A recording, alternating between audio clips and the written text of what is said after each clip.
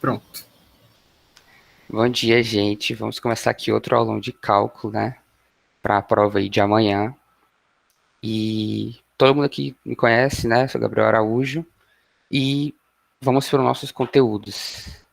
A gente vai falar hoje sobre integrais.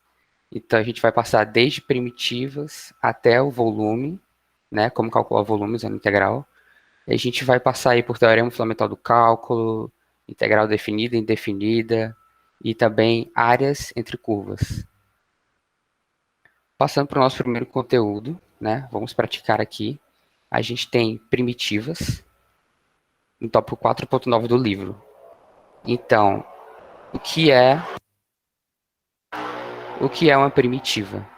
A gente diz que g de x é a primitiva de f de x quando a derivada de g de x é igual a f de x. No exemplo vai ficar um pouco mais claro isso. Então, vamos aqui para a nossa questão. Ela é a questão 15, da seção 4.9. E ela diz para a gente calcular a primitiva da função abaixo, que é gzinho de θ igual a cosseno de θ menos 5 seno de θ. Para começar o cálculo, a gente vai indicar aqui que essa função ela é igual à derivada da função gzão de θ. Então, o gzão de θ ele vai ser a primitiva, né, que a gente quer calcular. A, o macete dessa questão, gente, é a gente calcular cada fator separadamente. Então, a gente vai analisar primeiro o cosseno de θ e depois o menos 5 seno de θ. Vai ficar bem mais fácil a gente visualizar a questão e conseguir fazer ela.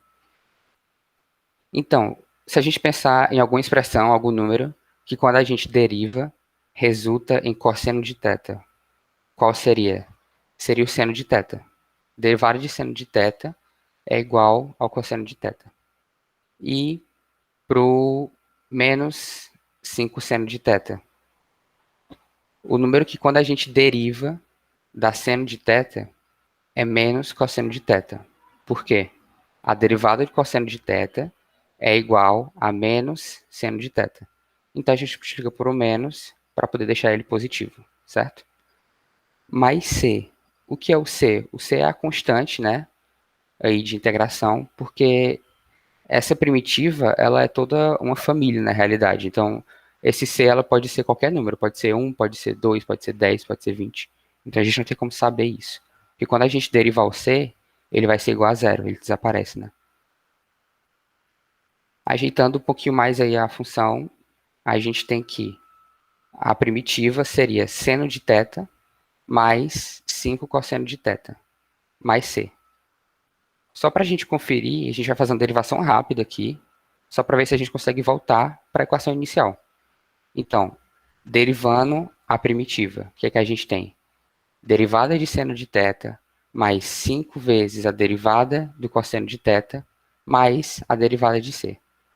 Como eu disse, a derivada de C é zero, né? Ela desaparece, então você pode ver que na segunda linha já não tem nada aí. E a derivada de seno de θ é cosseno de θ, mais 5 vezes a derivada de cosseno de θ é menos seno de θ. E a gente ajeitando essa função, né, multiplicando 5 vezes menos seno de θ, a gente tem aqui cosseno de θ menos 5 seno de θ é igual a gzinho de θ. Ou seja, a gente voltou, né, para a equação inicial, provando que gzão de θ é a primitiva de gzinho de θ. Como eu disse, o macete da questão é a gente calcular a primitiva de cada componente separadamente. A gente analisa um por um e no final a gente vai juntando. Alguma dúvida até aqui? Eu falei rápido demais, tá tudo certo.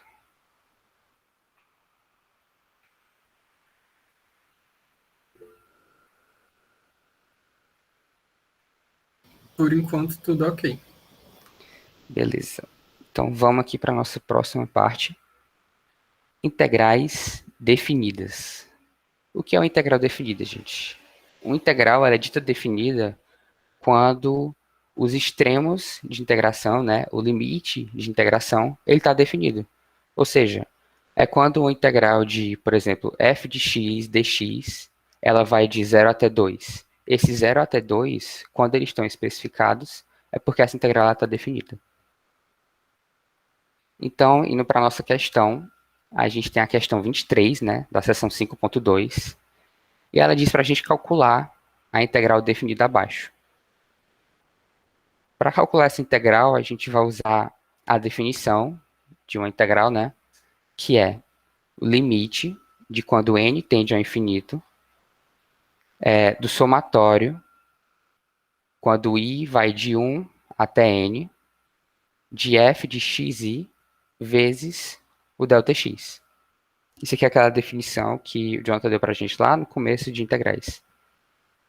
Então, calculando o ΔX da gente, né? A gente tem 2 menos 0, que são os limites inferior, superior e inferior, dividido por n. O que é n? O n seria o número de retângulos, né, que a gente vai dividir o gráfico para poder analisar. E a gente tem que lembrar que quanto maior o número de retângulos, mais preciso o cálculo da integral é. Então, o ΔX da gente vai ser 2 sobre n. E o xi vai ser a base, né, que a gente vai colocar dentro da função para poder calcular aí a nossa integral. Então, o xi ele é igual a zero, que é onde começa, né, a nossa análise, mais i vezes ΔX. ΔX a gente já calculou, é 2 sobre n. Então, substituindo aqui embaixo, vai ficar 2i dividido por n. A gente vai usar essa função aqui, como eu já disse, né? Então, a gente vai substituir agora esses dados que a gente conseguiu aqui dentro. Então, substituindo, vai ficar o limite de quando n tende ao infinito, do somatório, quando i vai de 1 até n, de substituindo o xi dentro da nossa função, certo? Que é o f. A gente tem o quê? 2 menos o x ao quadrado, vai ser o nosso xi. Então, 2i ao quadrado dividido por n ao quadrado, vezes aqui o ΔX, que é 2 sobre n.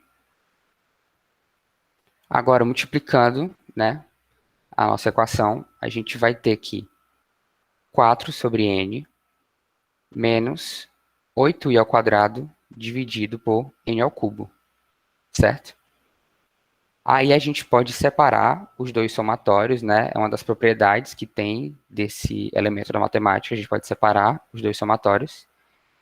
E aí, separando, vai ficar limite, quando n tende ao infinito, de somatório de quando i vai de 1 até n, de 4 sobre n, menos o somatório de quando i vai de 1 até n, de 8i ao quadrado sobre 3, sobre n ao cubo.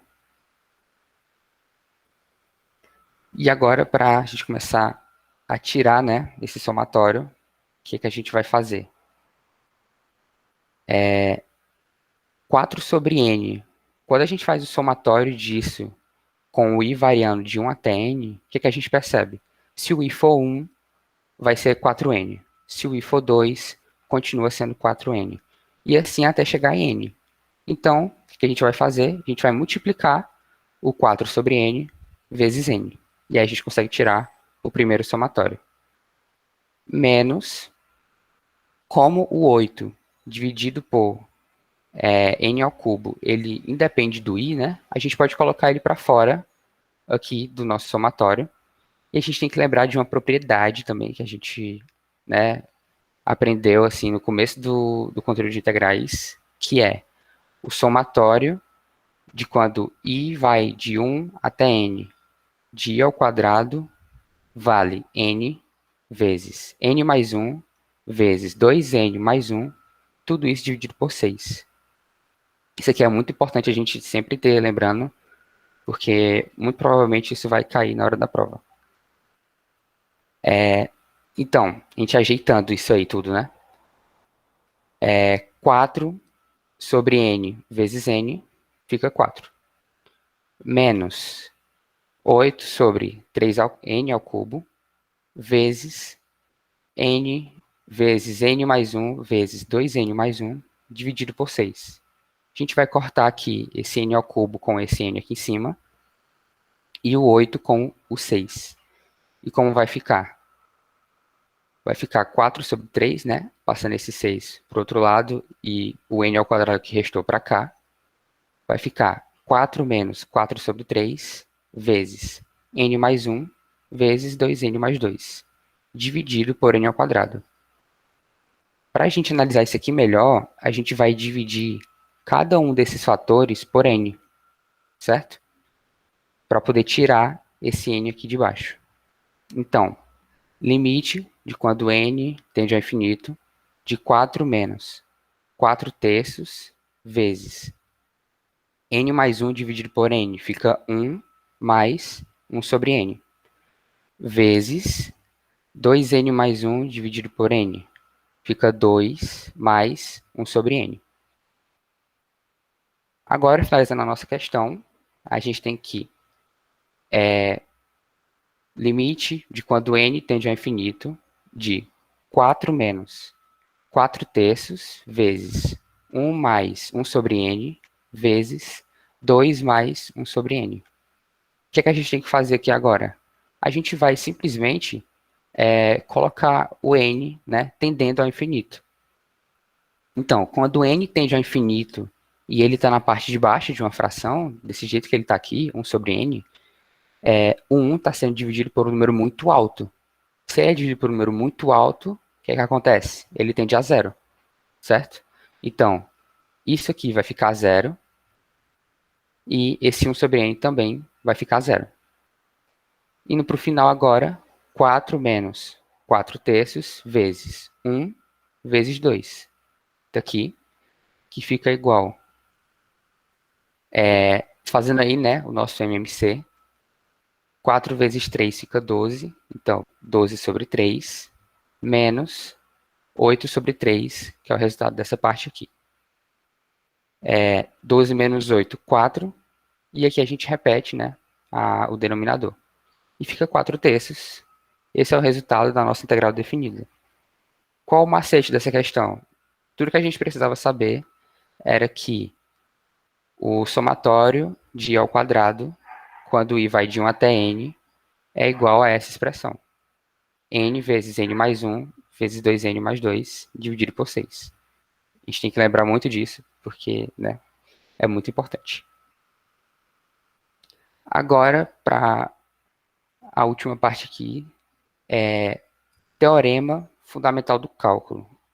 O que é que diz, né, o teorema fundamental do cálculo? Ele é dividido em duas partes, e a parte 1 fala que se g de x é igual à integral de f de t dt, tendo os limites inferiores a e o limite superior x, por exemplo, a derivada de g ela é igual a f de x. Ou seja, você vai substituir o x dentro da função f.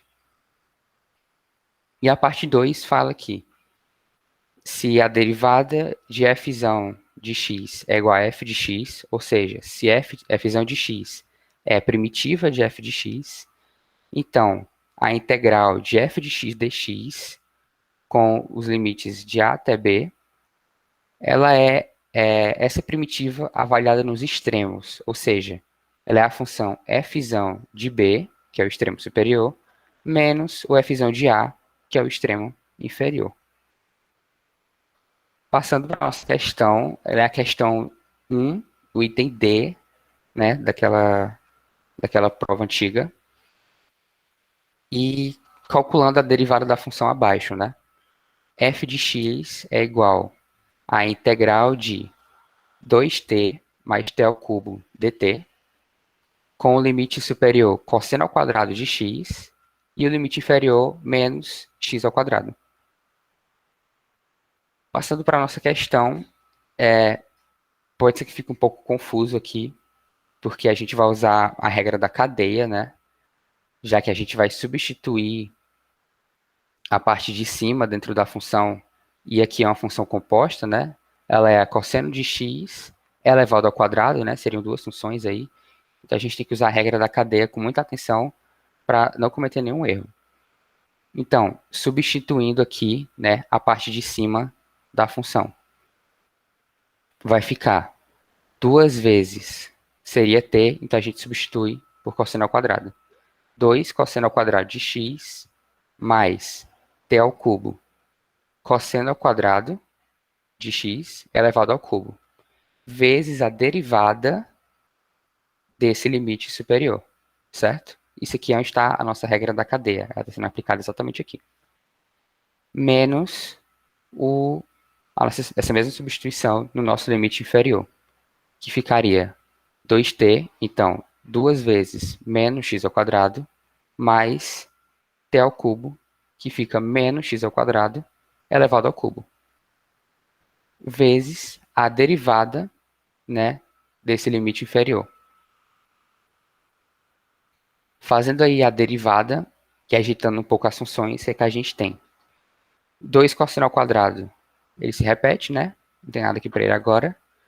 Cosseno ao quadrado elevado ao cubo, propriedade, né, de potência, então, uma potência elevada a outra, você multiplica as potências. Então, cosseno ao quadrado elevado a 3, fica cosseno à sexta. Vezes, qual é a derivada de cosseno ao quadrado? É de novamente aqui a regra da cadeia. Fica 2 vezes o cosseno de x vezes menos o seno de x.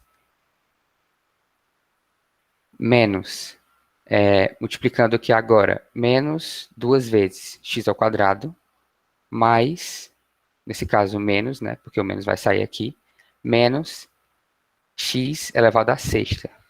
Novamente aquela regra de potência. Uma potência elevada a outra, você multiplica. Vezes a derivada de menos x ao quadrado, que fica menos 2x. Agora a gente multiplicando aqui, só para poder encerrar a questão, porque não tem mais o que derivar, né? Todas as derivadas já foram feitas. Multiplicando esse 2 cosseno de x aqui para dentro desses colchetes, fica 4 cosseno ao cubo de x mais 2 vezes cosseno elevado a 7 de x, vezes menos o seno de x. Menos, agora multiplicando esse menos 2x, fica mais 4x ao cubo, mais 2x elevado a 7. Aqui a gente pode, né, enfim, multiplicar esse menos seno aqui, pode colocar um 2 em evidência, mas o importante da questão é que a derivada já foi feita, então a questão ela pode dar por encerrado por aí. O macete da questão é exatamente isso daqui de baixo, quando f de x é igual à integral de f de t dt, e o limite superior é a função h de x, e o inferior é uma função g de x, o que, que a gente tem? A derivada de f de x vai ser a função superior aplicada, né, no integrando aqui, que é o f de t. Então, f de h de x vezes a derivada desse limite superior, menos o limite inferior aplicado ao f de t, né, f de g de x, vezes a derivada desse limite. Isso aqui seria mais ou menos uma junção das duas partes do teorema fundamental, né? Você vai avaliar nos extremos a equação e também tem a primeira parte que é a da derivada, que você vai substituir e fazendo aí a multiplicação pela derivada. E é isso, gente. Agora, eu acho que é o Amarante, né, Amarante? Sim, sim. Vou só apresentar aqui, gente.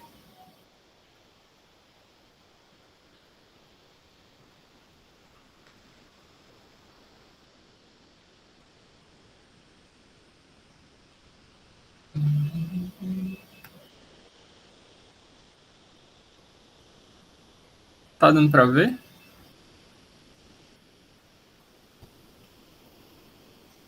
Tá sim, amigo. Tá sim, amigo. Show. Então, aí, gente, como é que vocês estão, né? Pré-prova de cálculo. Eu sei que às vezes dá muita tensão, né? Mas eu espero que todos estejam bem.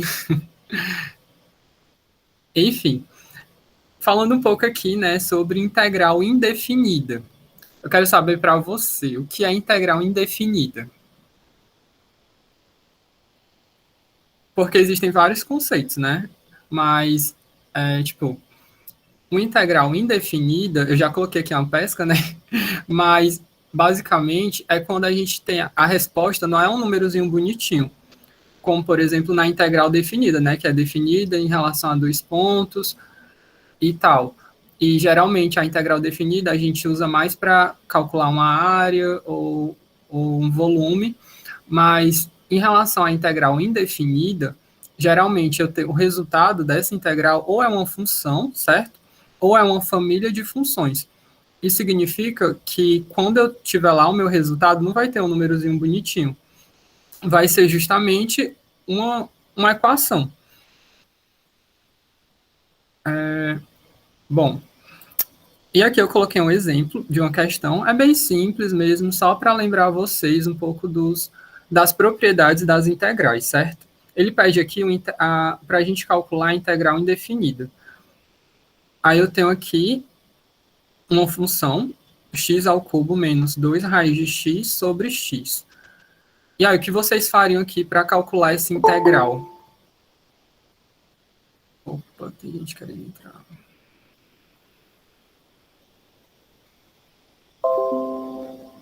Será que dá para a gente calcular? Tem que usar uma substituição? Me diga aí no chat, gente. Eu não gosto de falar sozinho, não.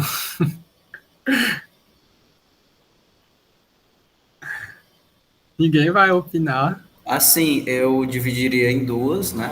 Show. Duas integrais com integral de x ao cubo sobre x, menos integral de 2 raiz de x sobre x, aí eu botaria x ao cubo vezes x elevado a menos 1. Dá para entender?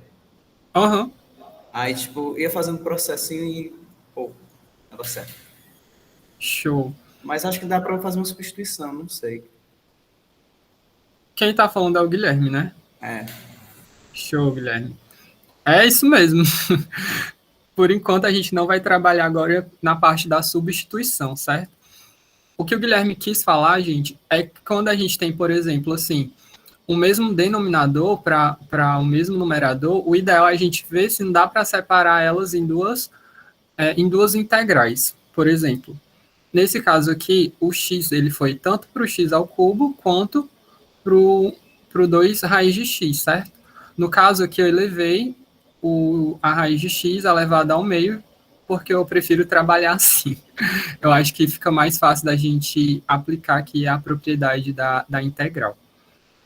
Então, a gente separou aqui, certo, a integral em duas, e agora a gente pode aplicar aquela propriedade da integral, que quando a gente tem duas equações dentro da minha integral, eu posso, ou uma soma, ou uma subtração, eu posso aplicar a integral nas duas. Como assim? Apliquei na primeira e na segunda. Aqui eu cortei o x ao cubo com esse 1 aqui, ficou x ao quadrado dx, menos o 2 foi para fora, porque como vocês sabem, né, que a constante ela vai para fora da integral, vezes x elevado a menos 1 meio, que é 1 meio menos 1. Agora aqui é só mesmo aplicar a propriedade da integral. Que vocês já estão cansados, né, de saber que quando a gente vai para fora da integral, a gente soma mais 1. Tanto em cima quanto o expoente embaixo. Ao contrário, né, é o oposto. Muita gente fala que a integral é o oposto da meu Deus, agora o branco. A integral é o oposto da radiação. Derivada, amigo. Como é? O oposto da derivada, né? Não? O oposto da derivada, perfeito. Justamente pelo fato de eu estar aqui, né, na derivada, a gente vai diminuir 1 e a integral a gente vai somar 1. Então, aqui vai ficar x elevado a 2 mais 1 dividido por 2 mais 1. Mais x elevado a menos 1 meio mais 1 dividido por menos 1 meio mais 1. Mais constante. Sempre quando a gente for para fora da integral, não esqueçam aqui da constante, né? Porque senão aí você vai perder menos 0, não sei, menos 0, alguma coisa. Dependendo da carracidade do seu professor aí. Show. Aqui mesmo eu só coloquei, fiquei mais bonitinho, e depois eu trouxe aqui para o meio agora, para dentro da raiz, certo? Então aqui o macete da questão, basicamente, é a propriedade da integral, e saber aqui, né, alguma dessas desenvolturas matemáticas, artimanhas, ou macetes. Agora a gente vou falar um pouco sobre a regra da substituição. Mas aí você deve estar me perguntando, né? Quando é que a gente usa essa regra? A regra da substituição, gente, ela é usada quando eu tenho basicamente uma função composta. Por exemplo, aqui eu tenho uma g de x integral, né, x ao quadrado, raiz de 2x mais 1. É uma função composta porque é como se eu tivesse duas funções, tanto x ao quadrado quanto raiz de 2x mais 1. E também quando eu não consigo fatorar o que está dentro aqui da minha integral. Eu não consigo mais fatorar isso daqui, né? Não consigo desenvolver nenhum produto notável. Então, a gente vai usar a nossa regrinha da substituição. Primeiro passo, né, para a gente desenvolver essa regra da substituição é chamar alguém de U. Vocês, né, já devem ter feito aí muitas integrais, e eu quero saber quem vocês chamariam aqui de U. X ao quadrado, 2x mais 1, raiz de 2x mais 1, dx. Quem você aqui chamaria de U? Olha, eu vou ser bem honesto, porque essa questão aí, eu não sei se vocês pegaram da lista ou foi de uma prova, eu ia perguntar ao professor, porque eu realmente não vi assim, como é que faz, velho? Qual é que eu vou substituir? Eu não sei, sendo bem honesto. Show. Então, gente, a resposta é que varia, entendeu? Aqui eu chamei de U a raiz de 2x mais 1, mas não é uma regra básica, assim, sempre vai ter o U certo. Às vezes eu posso chamar o U só 2x mais 1, ou igual a x ao quadrado. Então, basicamente, é só a prática mesmo que vai levar à perfeição. Só mesmo você fazendo várias integrais e tal, aí você já cria aquele hábito, né, de saber basicamente aí qual U você vai achar. Não tem uma regra básica assim, o certo é esse. Às vezes eu tava lá na questão, né, fazendo horrores, achando que eu tava acertando, e quando eu vi, não tava dando para frente. Isso porque eu errei o meu U. Então, às vezes você vai estar desenvolvendo toda a questão e vai errar só nesse U, entendeu? Então, é importante aí você ter isso em mente. Então, agora que eu chamei o meu U, né, a raiz de 2x mais 1, agora eu tenho que desenvolver. Primeiro passo é eu aqui aplicar a derivada. Então, eu apliquei a derivada aqui, tanto no U quanto na raiz de 2x mais 1. Como é uma função composta, né, eu tenho 2x mais 1 e raiz, a gente vai usar a regra da cadeia. Aqui eu elevei a 1 meio, então passo o meio multiplicando, 1 meio menos 1, aqui o expoente vai ficar menos 1 meio, vezes a integral, a derivada do de dentro. Derivada de 2x mais 1 é o quê? É 2dx, né? Porque se eu for derivar 1 é constante. A derivada de 2 é constante, então vai ser 2dx. Agora que eu tenho tudo bonitinho aqui, eu vou cortar esse 2 com esse 2, baixar aqui o meu dx. Aliás, o dx já está aqui, né? E vou trazer aqui o expoente para baixo. Vai ficar 2x mais 1, raiz de 2x mais 1, igual a du. Aqui eu só trouxe essa equação aqui para baixo, né? Pelo fato de aqui estar negativo. Endireitando, eu chamei o meu raiz de 2x mais 1 bem no começo de u. Para facilitar os cálculos, né, como eu quero substituir aqui todas essas letras, enfim, por alguma coisa relacionada a u, eu trouxe aqui o u du igual a dx, justamente pelo fato de eu ter chamado a raiz de 2x mais 1 de u. Só que, além disso, eu também quero substituir o meu x por u. Então, eu vou ter que aqui desenvolver essa equação isolando o x, justamente para substituir aqui na minha integral. Então, eu elevei aqui o u ao quadrado, aí chamei de u ao quadrado igual, aí corta, né? já que eu levei aqui ao quadrado também, eleva o quadrado de um lado, eleva o quadrado de outro, vai ficar igual a 2x mais 1. E aqui eu isolei o x, passando o menos 1 para o outro lado, dividido por 2. Aí vai ficar x igual u ao quadrado menos 1 sobre 2. Agora sim, eu tenho o meu u, raiz de 2x mais 1, eu tenho o meu dx em relação ao u, que é o du, e eu tenho o meu x, u ao quadrado menos 1 sobre 2. Agora eu posso substituir todos os meus fatores dentro da integral. Primeiro fator, né, o x, que é u ao quadrado menos 1 sobre 2 ao quadrado, vezes quem é raiz de 2x mais 1? U, e o meu dx, o du. Agora eu tenho toda a minha integral em relação ao meu u. Agora eu vou desenvolver, né, esse produto aqui, né, que é a diferença de 2 quadrados. Não, é só mesmo 2 quadrados elevado ao quadrado. Aí você vai fazer aquela regrinha, né, o primeiro termo ao quadrado, menos 2 vezes o primeiro pelo segundo, mais o segundo ao quadrado, o denominador aqui ao quadrado, vezes o ao quadrado. Como aqui é uma constante, 1/4, vocês sabem, né, que tudo que é constante pode ir para fora da integral. Então, aqui foi para fora da integral, e o meu u ao quadrado vai multiplicar os meus numeradores, né, digamos assim, todos os meus numeradores. Aí vai ficar 1/6 menos 2 1/4 mais u ao quadrado. E agora é só regrinha de integral, gente. Como vocês sabem, né, integral a gente vai fazer o quê?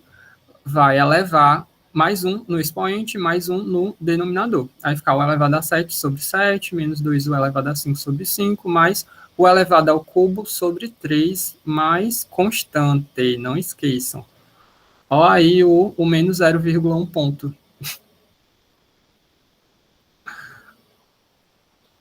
U igual a 2 elevado a x mais 1 seria mais fácil e só substituir na integral.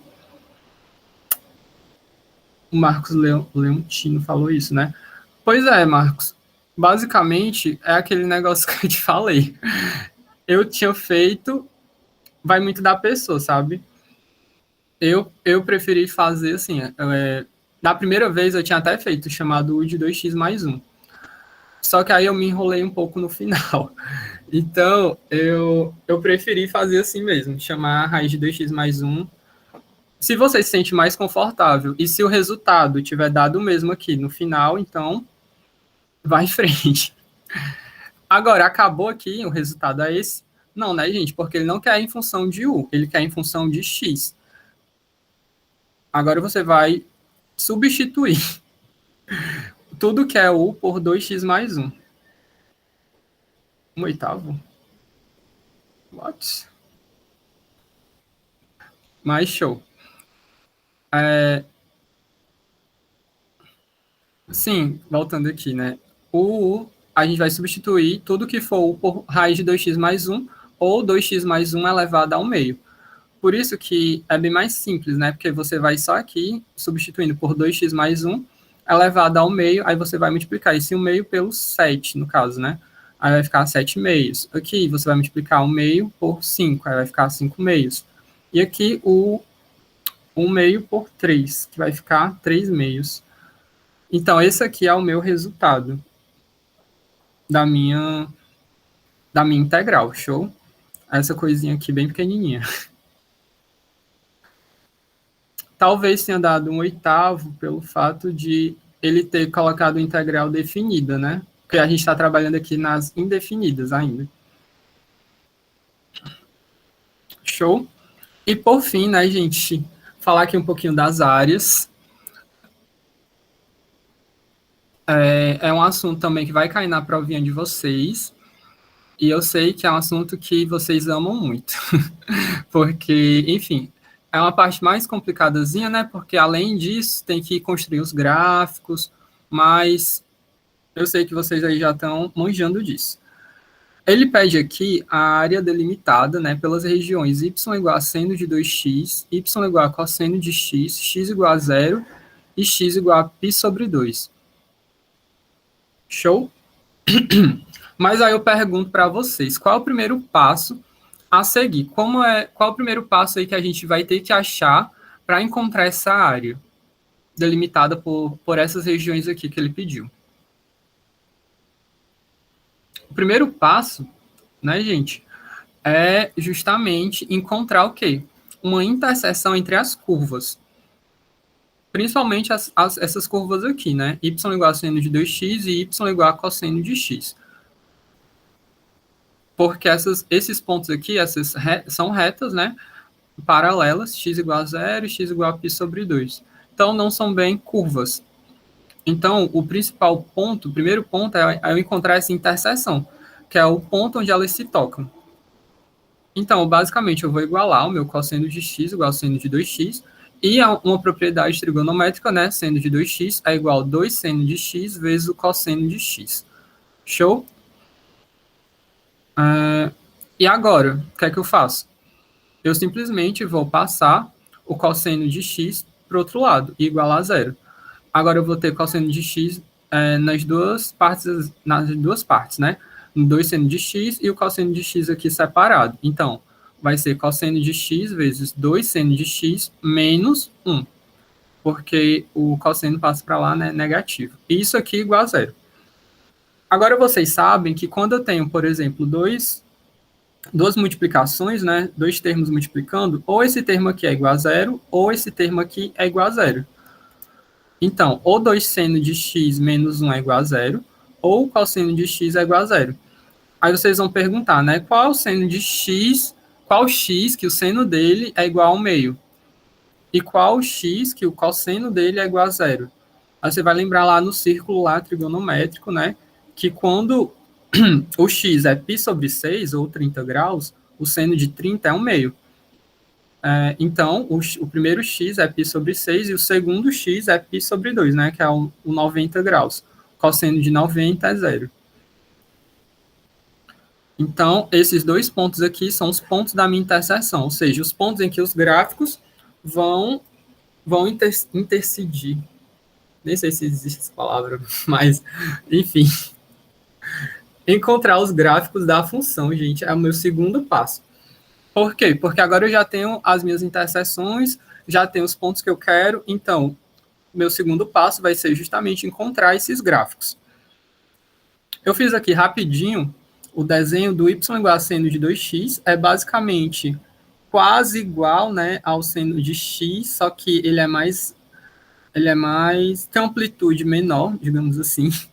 E o y igual a cosseno de x, também vocês já devem saber, né, que ele toca aqui no 1, quando ele está passando pelo eixo das ordenadas. E agora, gente, o que é que a gente faz? A gente vai unir esses dois gráficos, certo? Unindo tanto o y igual a seno de 2x, que é esse aqui, quanto o y igual a cosseno de x, que é esse aqui. Só que aí ele pede a interseção desses dois gráficos com a reta x igual a 0 e x igual a π sobre 2, que coincidentemente, né, é uma das interseções. A primeira interseção é essa aqui, que é π sobre 6, né? E a segunda interseção é essa aqui, que é π sobre 2. Então, aqui para explicar melhor para vocês, né? A primeira interseção, a segunda interseção. Agora sim, eu tenho, e aqui é π igual a 0. Não, a reta x igual a 0, perdão. Aliás, melhor, né? A reta y igual a 0, porque a reta x igual a 0 é essa aqui. Mas show. Então, basicamente, eu tenho aqui duas áreas, né? Duas regiões, e ele quer saber a área total. Como eu tenho duas regiões, vocês já devem saber que eu vou ter duas integrais. Então, não vou resolver a integral, né? Eu vou resolver as integrais. O primeiro retângulo, sempre é bom, né? Você construir esse retângulo para não confundir, tipo, qual é a função menos a outra. É justamente o retângulo que vai tocar no cosseno de x em cima e seno de 2x embaixo. Para construir a integral da área, vocês já sabem, né? Que os pontos em relação a x, o primeiro vai de 0 a π sobre 6, aí vai ser a integral do quê? Do retângulozinho que ele bate aqui em cima, da função que ele bate em cima, menos a função que ele bate aqui embaixo. Então, qual é a função que ele bate aqui em cima? Cosseno de x menos seno de 2x. mais minha segunda integral, que vai do ponto π sobre 6 a π sobre 2. Só que agora, gente, perceba que o retângulo em cima, ele não vai bater no cosseno de x, ele vai bater no seno de 2x. Aqui está cortado, mas é seno de 2x. E embaixo ele vai tocar qual curva? Cosseno de x. Por isso que é importante a gente desenhar esses retângulos, né? Porque às vezes a gente, sei lá, repete cosseno de x e aí vai no final dar errado. Show! Agora é só resolver essas integrais. Como vocês já sabem, né, a integral do cosseno é o seno, e a integral do seno é menos cosseno. Só que, como aqui está menos, né, vai vir para mais. E aqui também usei a regra da substituição, eu só não coloquei aqui, porque ia ficar muito slide, enfim. Mas eu chamei 2x de u, aí vai ficar, né, dx igual a du sobre 2, aí vai o meio para fora, e vai ficar u igual a 2x, aí só substituir. Show, né? Do mesmo jeito aqui, seno menos cosseno, a regra da substituição vai ficar menos o meio cosseno de 2x, menos aí a integral do cosseno, seno. Sendo que os pontos dessa vez vão ser de π sobre 6 a π sobre 2. Agora é só substituir, né? Seno de π sobre 6, o meio, mais o meio do cosseno de π sobre 3, que é a mesma coisa do seno de π sobre 6, que é o meio, vezes menos, né? O seno de 0, que é 0, mais o meio do cosseno de 0, que é 1. Cosseno de 0 é 1, perfeito. E aqui também a mesma coisa, menos o meio do cosseno de 2 vezes π sobre 2, né? O 2 vai cortar com esse 2, aí vai ficar só o cosseno de π. Aí o cosseno de π é menos 1, aí por isso vai ficar menos 1 vezes menos o meio, dá o meio, menos o seno de π sobre 2, que é 1. Menos o meio do cosseno de 2 vezes π sobre 6, que vai ficar cosseno de π sobre 3, que é a mesma coisa do que o seno de π sobre 3, que é o meio. Gente, isso daqui eu sei que às vezes vocês fazem na cabeça, né? Mas só explicando aqui direitinho para vocês.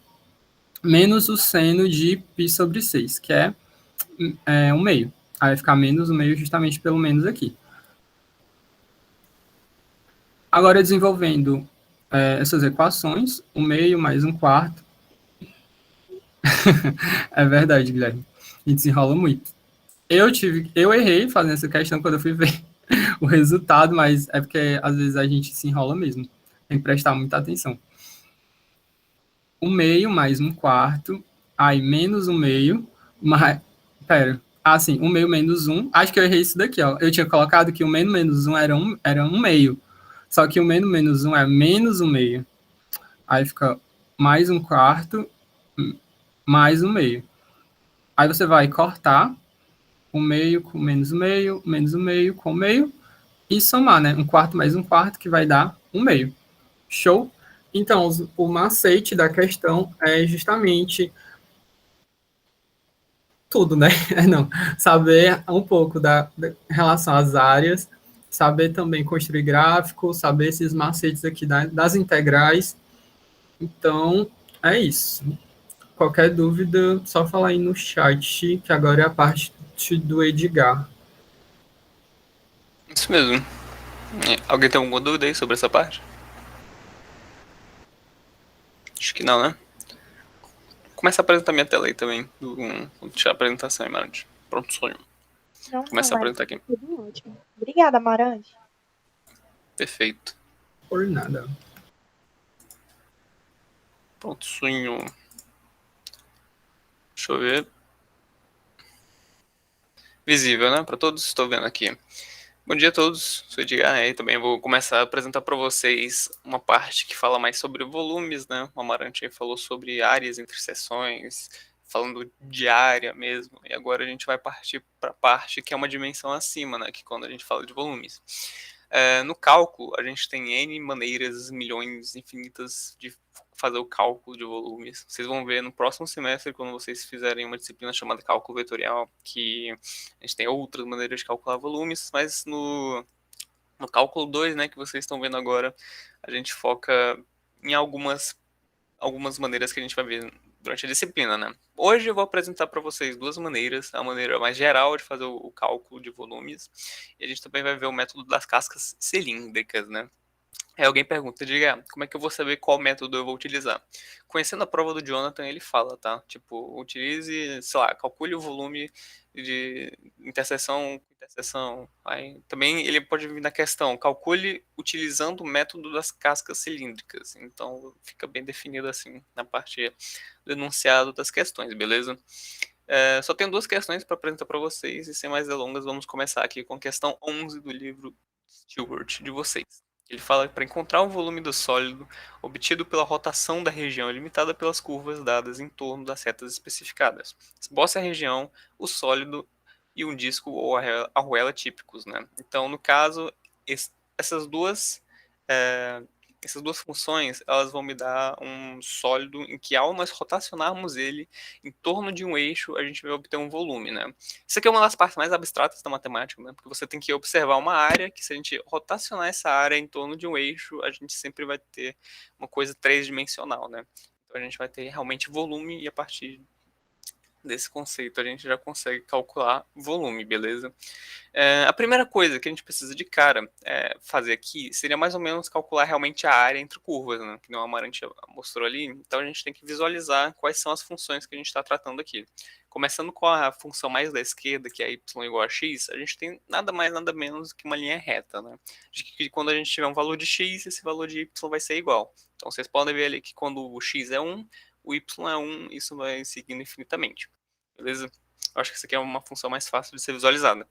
Agora a função raiz quadrada de x já é um pouquinho mais, tipo, vocês precisariam, sei lá, tentar esboçar a mão fazendo o cálculo de cada ponto individual, ou vocês iriam, por exemplo, para um recurso de computador, né? Tipo, recomendando aí o Symbolab ou o Wolfram Alpha, é muito bom para vocês fizerem a plotagem de gráficos, assim, para poder visualizar melhor, né?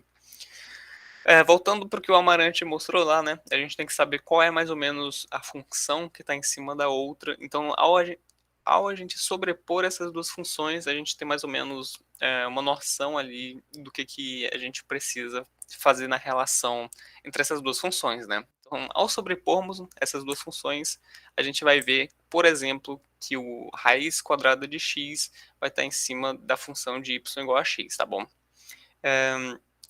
A outra coisa que a gente vai precisar ver é que a gente vai estar indo rotacionando essa função, né, essa superfície, em torno de uma reta horizontal que é y igual a x, tá bom? E quando eu falo isso, eu estou querendo dizer que esse daqui vai ser um dos nossos limites da integração, né? E a gente vai ver que a gente vai ter que igualar as nossas funções para que elas fiquem unicamente em função de x. Quando a gente for falar de volumes por cascas cilíndricas, vai fazer muito mais sentido quando eu falar o seguinte. Se eu quiser rotacionar uma superfície em torno do eixo y, por exemplo, a gente só vai poder trabalhar com termos em função de x, né?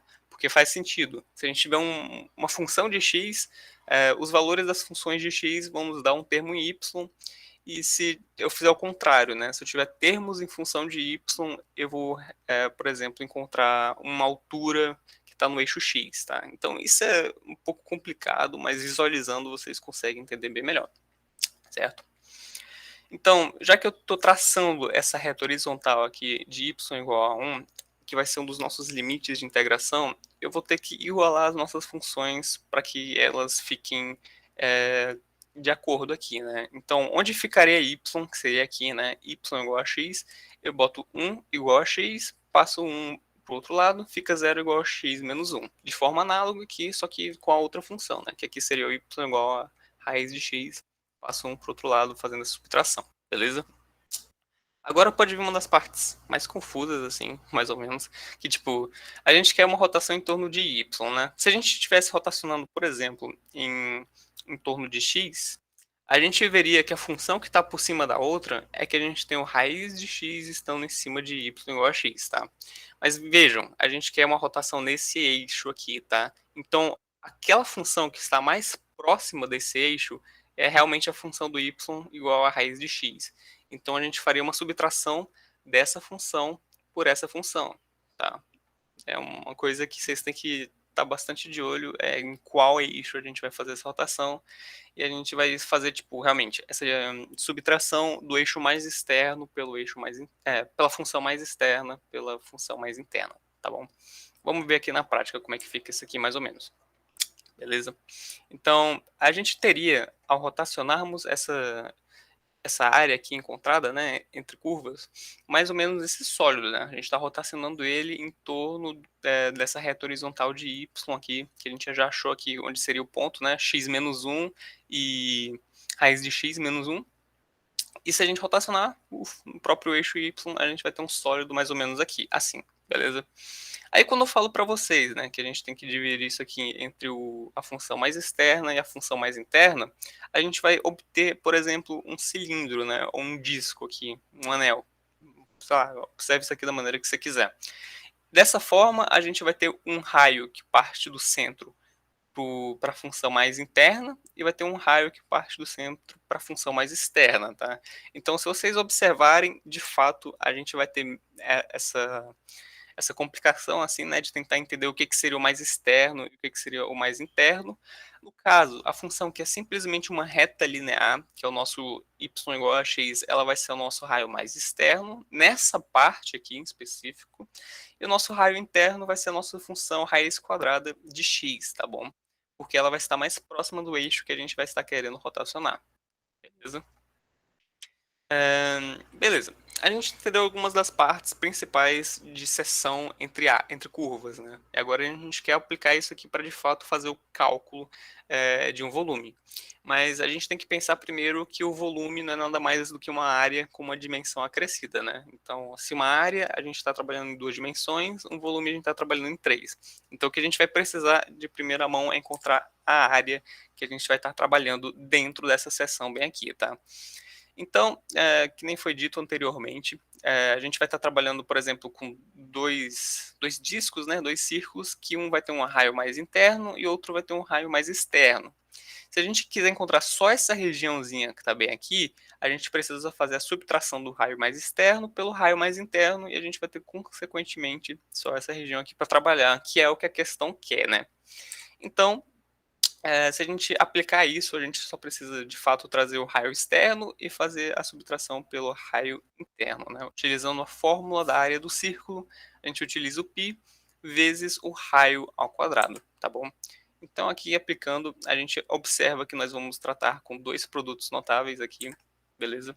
Então, fazendo que o π vai estar em evidência dos 2 lados, a gente desenvolve os produtos notáveis que estão aqui dentro. Acredito que todo mundo saiba, né? O produto notável seria A menos 2 vezes AB mais B ao quadrado. E do outro lado é bem parecido, né? A mesma coisa, porque são 2 produtos notáveis de menos aqui, beleza? Pois bem, aqui a gente só precisa fazer a soma, a subtração dos termos que estão dentro do quadrado aqui, né? Do quadrado não, desses colchetes. E a gente vai ter que no final a área dessa região vai ser nada mais, nada menos do que π, fazendo a multiplicação com todos esses termos que estão aqui dentro, né? A gente obteve isso aqui só fazendo subtração e soma dos termos que estão aqui dentro, né? Aritmética básica. Eu não sei se preciso aprofundar isso aqui, beleza?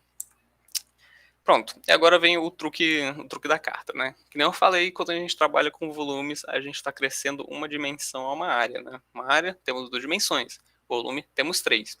Então, para a gente trabalhar com volumes, a gente tem que primeiramente achar as áreas.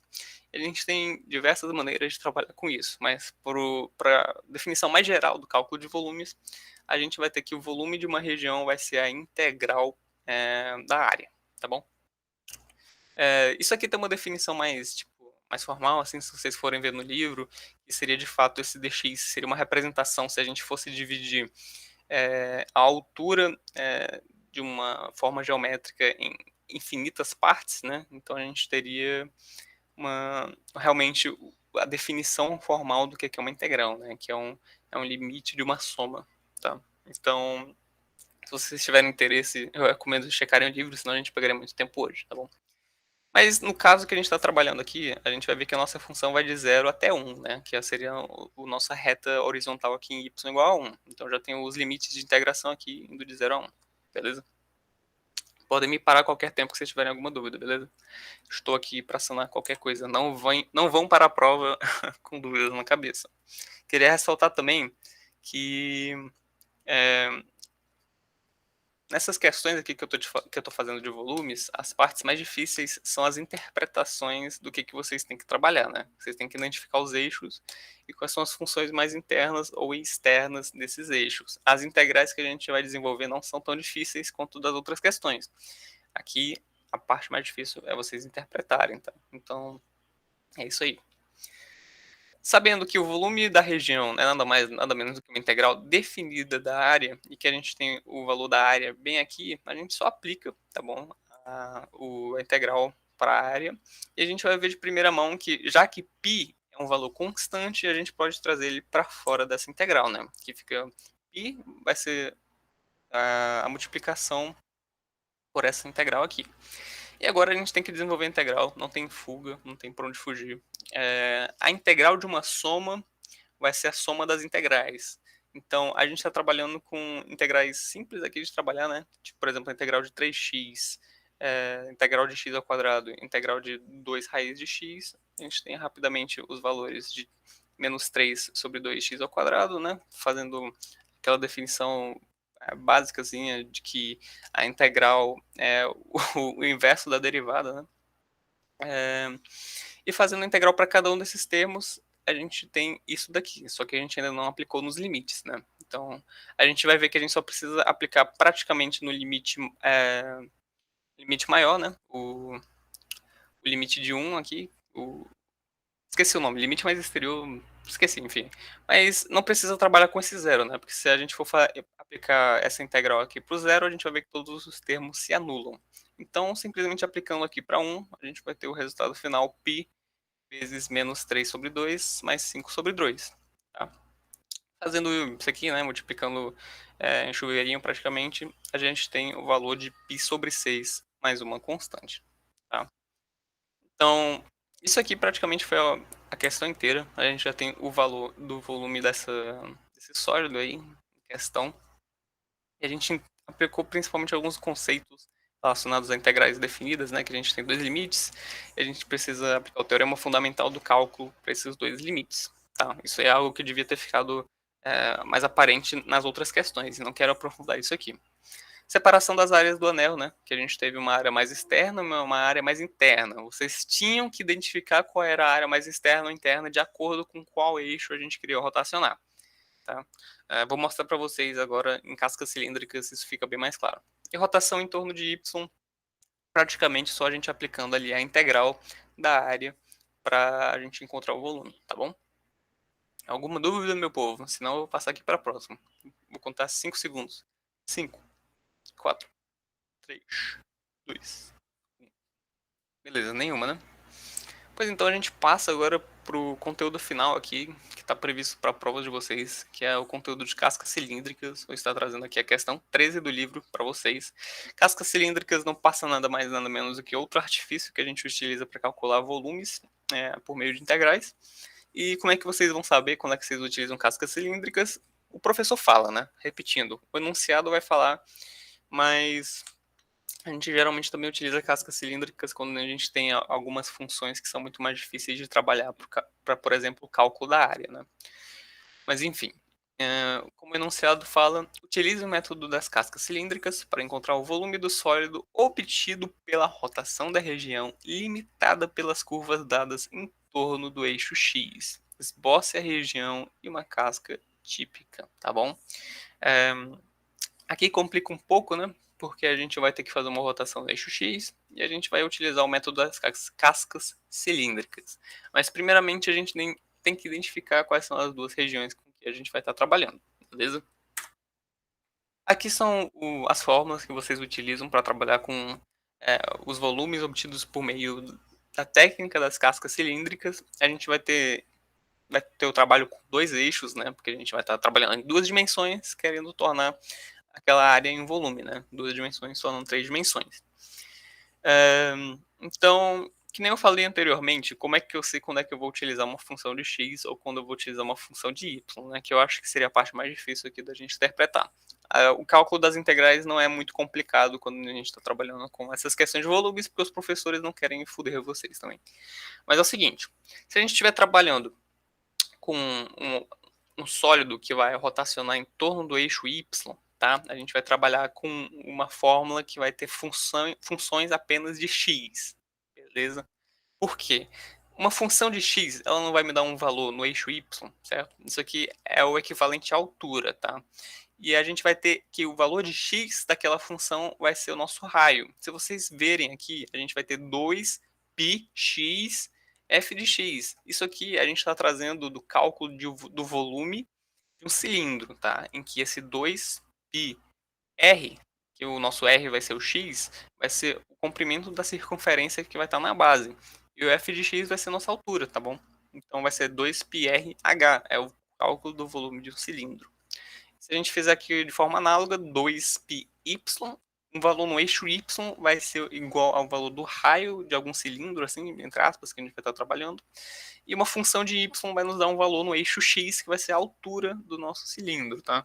Então, isso aqui é o que eu queria que ficasse mais claro na cabeça de vocês, porque é a parte mais difícil de se interpretar.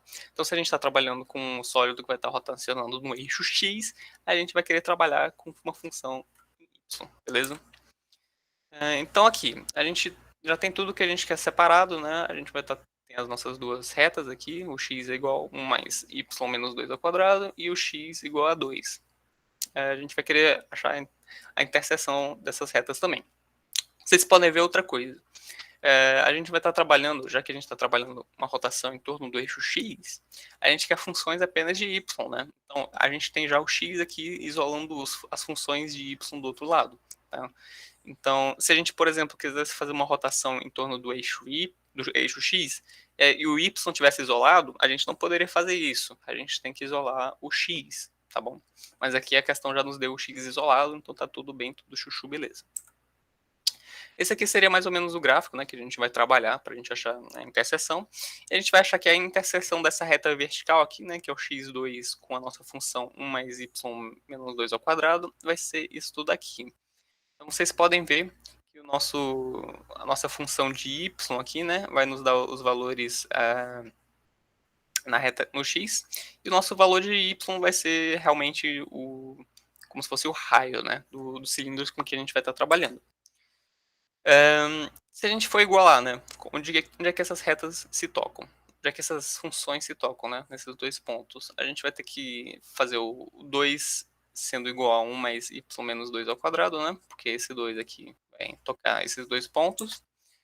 E a gente vai ter duas soluções possíveis, né, para isso. Quando a gente tiver um y igual a 3, vai ser 3 menos 2, vai ficar 1, e 1 ao quadrado é 1. Então, 1 mais 1 fica 2.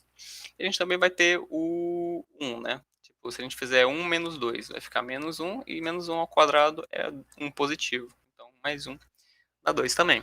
Então a gente já sabe que esse ponto aqui vai ser o y3 e o y1. A gente descobre isso vendo gráfico também, mas o professor não aceita isso, tá? Vocês têm que fazer essa coisa assim. Beleza? Nossa função de y, que vai ser simplesmente a altura, né, do nosso cilindro com que a gente vai estar trabalhando. A gente pode ver que realmente é uma função aqui no eixo x, né, que vai estar trabalhando com valores de y. E a gente vai ter que os valores aqui não vão ser nada mais que a gente pegar a nossa curva, né, 1 mais y menos 2 ao quadrado, e a gente fazer a subtração por x igual a 2, né.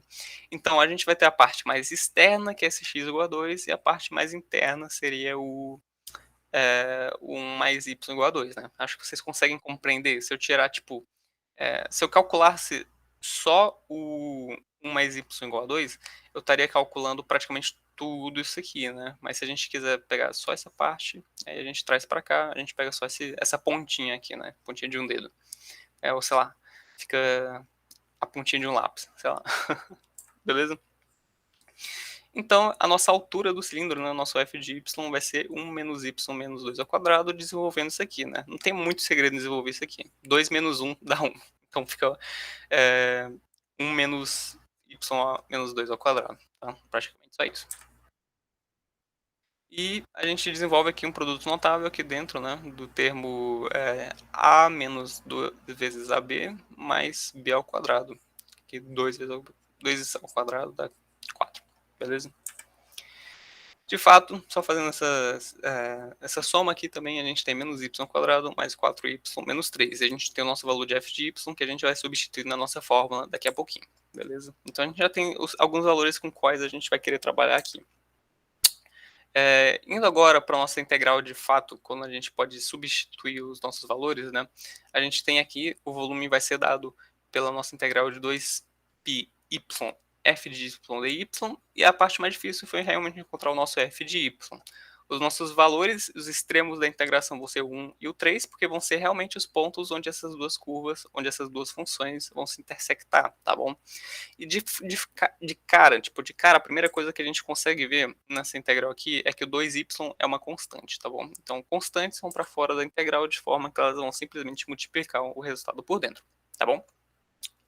Aqui de cara a gente também tem outra função bem rapidinha matemática que a gente pode fazer, que é multiplicar os valores de y aqui dentro pelo valor de fora, né? O famoso chuveirinho, né?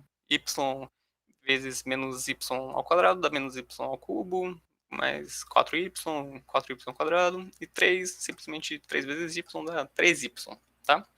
E agora, de novo, a soma das integrais, ou a subtração das integrais, vai ser a soma da integral ou a subtração das integrais, né? É uma coisa que vem tanto de limites, tanto de derivadas, é simplesmente uma das propriedades mais fáceis que a gente tem, né? Então a gente pode simplesmente fazer o cálculo da antiderivada ou o teorema fundamental do cálculo para cada uma dessas coisas aí, sem muito estresse, né?